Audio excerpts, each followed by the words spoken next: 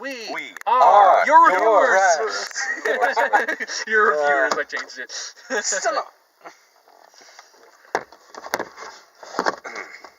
So, But we just got out saying We Are Your Friends. We Are Your Friends. Zac Efron and directed by Max Joseph. yeah. So what were you saying about Max Joseph? Oh, he's mostly television.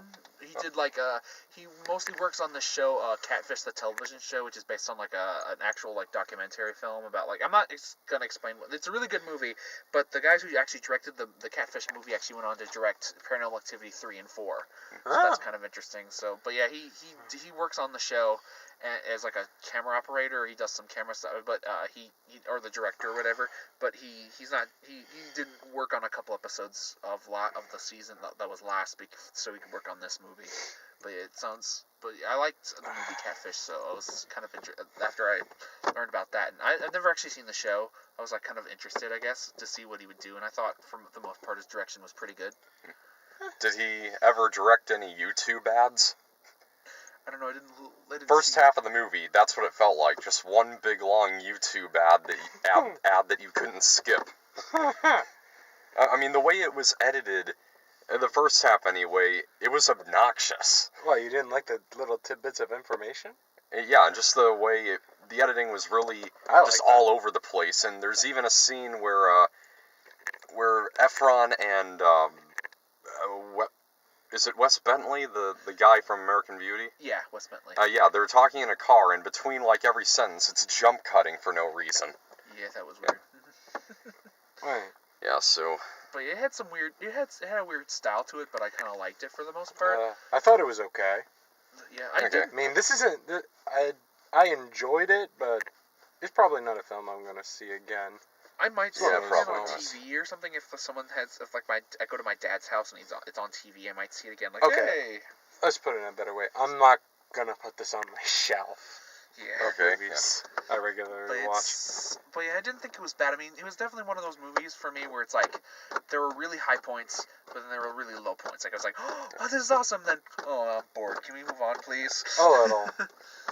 I didn't really think there was really anything there up until the third act. I thought the first two acts were pretty much nothing at all, but then the third act was where it actually started kicking into high gear. I like the ending to this. I thought the ending was really good. I really liked the ending song that he makes out of just everyday sounds from his people. life. Yeah, his life, yeah. Well, even through the whole movie, the whole movie, he's been doing all this stuff. It showed he was doing all this. I also liked you got to learn a little bit about the industry, about DJing. Anyways, not anything else. I liked that he used There was a lot of scenes where he used Pro Tools because I've actually used Pro Tools a couple times at my school that I go to, so I thought that was very interesting, and it was And there was there's one scene where she showed the music during one of the acts where he's showing how he played the music and what he would do to people's. That was great. I loved that scene. And he talked about all the different kinds of music and how it's I don't know how you dance to that one or something else. That was a great scene. Yeah, the really fast pace. That was I like the humor. Well, for the most part. I thought it had some good humor, and this also did kind of put some stuff in perspective, especially about life, about man, you kind of want to get things going because you want to just sit on, you don't want to become a loser your whole life or whatever. Just not saying anyone here is or anything. Just it kind of does make you think for a second. Man, am I like these guys at all? But for the most part, I mean, at least I didn't work for that one company that was trying to steal that woman's house. But, yeah, seriously. That was but then again, that guy, John, what's his name, from The Walking Dead, usually plays shifty characters anyways, so. John, I forgot his name. He's a good actor, he usually plays shifty characters. I think the only thing I haven't seen him in where he doesn't play a shifty character is Snitch.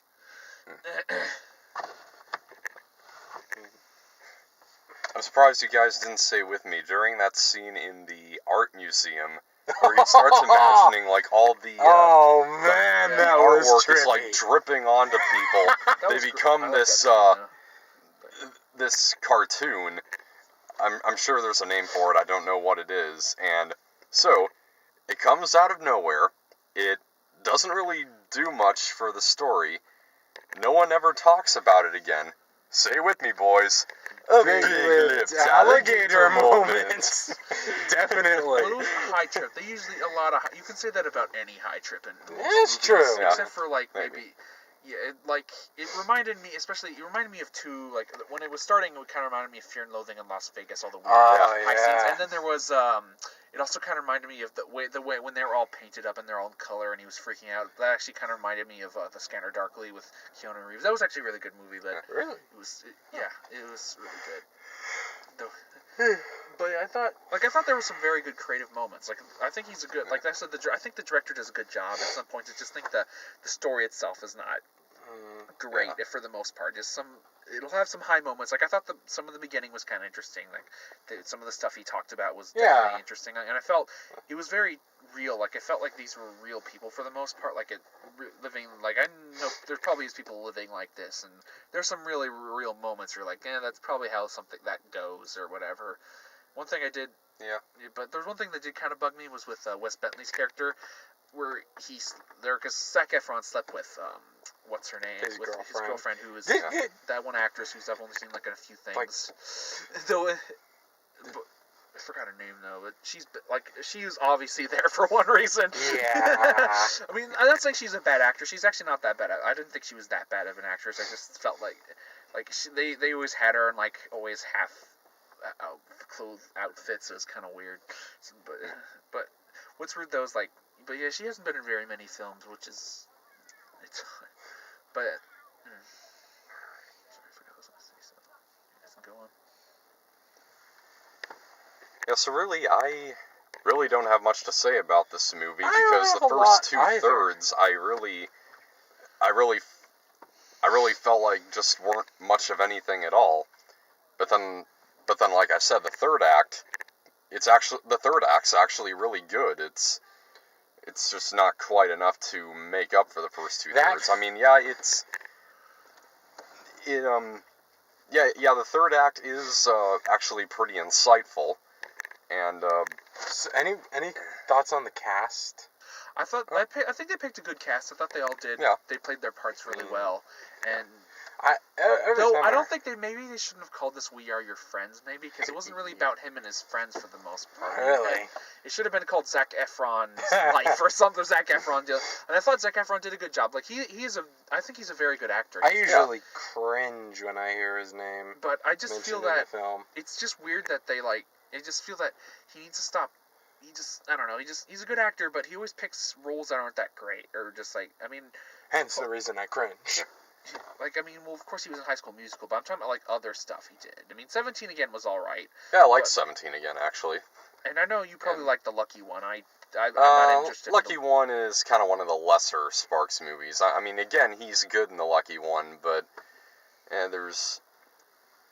it's one of the weaker Sparks adaptations. I thought the rest of the cast was all right. Charlie St. Cloud was okay. I do get the feeling that Efron can really make a great performance, but some of the roles he picks just don't allow him to do that. Yeah, like I thought he was good in Neighbors and stuff. I just feel that he needs to maybe like. Supposedly he's been he's trying to be like DiCaprio sort of or something, like he's trying to pick interesting movies, and I don't know, maybe he just doesn't pick movies that people like that much. Like The Paperboy, I mean, I liked what I saw. I didn't finish it, but I know a lot of people didn't like that one so much, which a lot of people expected that to be really good because it was from Lee, what's his name, who did Precious, and everyone loved Precious, and so they were really excited, and it turned out a lot of people didn't like The Paperboy so much, but then there's a lot of people who do like it, and it's just kind of weird. Lee Daniels, that's his name, the director of that, but...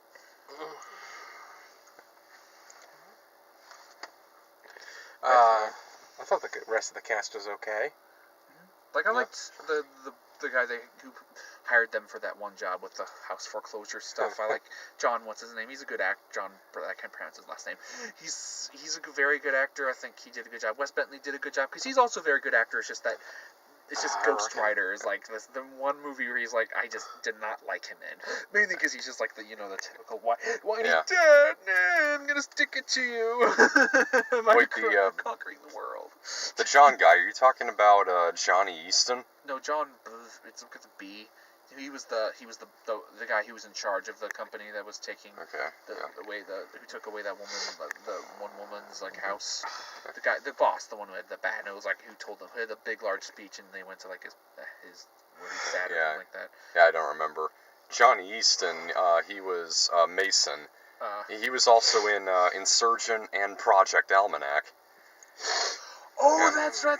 I was like, I recognized that guy from something. And I was like, oh, that's right, the Project Almanac trailers. Yeah.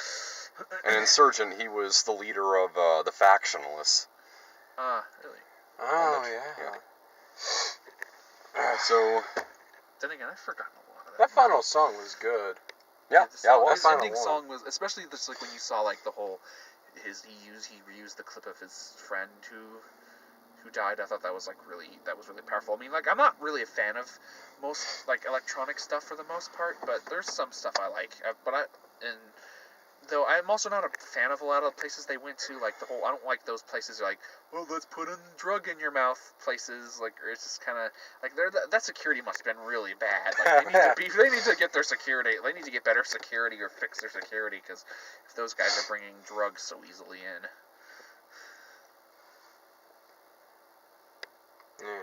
Also, well, I remember what I was going to say about, Wes Bentley. I remember, did I say this about, like, that I felt his character went, like, when he slept with that one woman, that... Yeah, I think you did. Well, I don't think I finished, like, what I was going to say about it was that when he slept with her, there was either, like, two routes I was going to go. Did I talk about that, or... Where like, it was either going to be that, like, that he hated him, or it was going to go, it's okay, I sleep with other women. Because he was sleeping with other women all the time, so I don't know why he got all upset when she slept with Efron. Like, part of me kind of thought that it was gonna go for a whole, you know, like, just, oh, it's okay, go ahead. But then or it was gonna go the other route where he's gonna beat the crap out of him, but I still felt that was still dumb, because, like, why are you, you sleep with other women all the time, let him sleep with it, let her sleep with whoever he wants, just have an open relationship or something, I don't know. I don't have a whole lot to say. Yeah. I think I just said all. Although, I kind of saw the death coming, because he's like the most reasonable member of the group. The one who actually thinks things through. Yeah. Squirrel. Squirrel. Squirrel man! But, yeah, that's about it. That's all I have to say. My final thoughts, I kind of feel like the third act should have been stretched out into one movie somehow. Yeah, because maybe this is one of those movies where, you know, they had, like, a great idea for an ending, but then they just didn't. They just couldn't get to it. Everything else was just, like dinner for, like, a big reason was, like, Dinner for Schmucks. That was definitely, like, because the dinner scene at the end was hilarious, but everything else before that was just kind of, Yeah. Continue, sorry. Apparently, that's Alright, so my final grade, I will give it a C. I'm gonna give it a C. Alright. Well, I think, for the most part, I mean, I thought it was okay, but there's some nice, interesting notes I thought it made, and I did like the ending, so I think I'll give it a little higher grade. I'll give it a C+. Okay. I actually am looking forward to seeing what other people have to say about it. Yep. And, okay, so let's get to trailers, because we have a... Yes, we have a few new ones. We got The Walk yet again. Yeah. I think I've memorized that trailer now. It does that and the fake Eminem trailer. I know those ones almost are now. Okay, so what did we have that was new? There was you guys didn't see the Scouts one before. Oh yeah, the Scout's Guide to Surviving the Zombie Apocalypse. That looks... I've seen the full trailer. It doesn't look very good. It's basically one of those dumb stories where it's like we never really got to do anything in high school because we're scouts. So let's go to a party, and then the party turns out to be infested with zombies. Like, the only joke I've seen in that anything from that is the cat joke. That was great. Everything else is just the zombie cats. Everything else is just like really lame. Like, because you missed Vacation, where they showed the Red Band trailer versions, and there was one where it's like photo badge, and he had to get a photo of like a zombie and he had to expose her breasts. It was really stupid. Wow. Right. Okay. So what else? We got something else that was new. I didn't see all the trailers, so. missed a couple because I was a bit late. Because you guys were there earlier because you guys went to go see War Room, and I didn't want to see that. Yeah. So. And all right. There was one at the beginning. Yeah, that is the one that we're seeing next week. Transporter Refueled. No, before that. I think that was the first one. No. I'm pretty sure Transporter was the first one. You know, maybe we should, since technically the summer movie's over, season's over, maybe we should talk about what our favorite summer movie was a bit. Yeah. Alright, should we make a separate video on that? Sure. Yeah. Alright, Yeah. So next week it is Transporter Refueled. We'll be doing that one on Friday, and then the next day I'll be leaving for Sun River, Oregon. And then we'll be back with The Visit on probably the 15th, the Tuesday. If I can do a late one, right? Oh yeah, I'll try my. I think I can show up because I do have a class, but it's an early class, so it's not going to disturb anything. And then the following weekend, everything that comes out on September 18th. Well, yeah, it looks like there's a lot more though that I want to see. I looked up September 18th. I'm like, wow, there is a lot. Yeah, we got five that I've got in mind: Scorch Trials, Captive, Pawn Sacrifice, Everest, and Black Mass.